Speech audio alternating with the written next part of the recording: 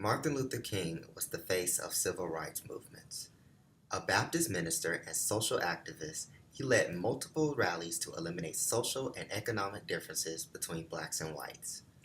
He traveled to support nonviolent protests all around the South and even attended northern states as well. The speech that I've selected is Dr. King's I've Been to the Mountaintop.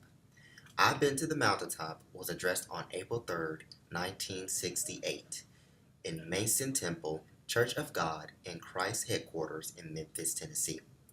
The speech was to address the Memphis, Tennessee sanitation strike.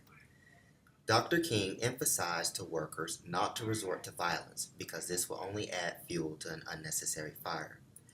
During this speech, there was a part where Dr. King talked about a near-death experience he encountered during a book signing in New York City. He talked about how he was attacked by a woman who stabbed him in his chest, in which he had to have surgery. Towards the end of the speech, Dr. King addresses the death threats he received among the many papers while he was in the hospital recovering. The unfortunate irony of this speech is that Dr. King spoke it prior to the day before his true assassination.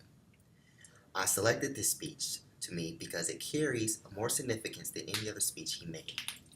When I listen to this speech, I hear a sense of religious closure. During King's operation, I think he was shown his dream of a better future. In the common comparison to Moses, he was shown the promised land while he was asleep, but somehow knew he wasn't able to cross it. This speech is the final motivational word from leaders who fight we must carry on.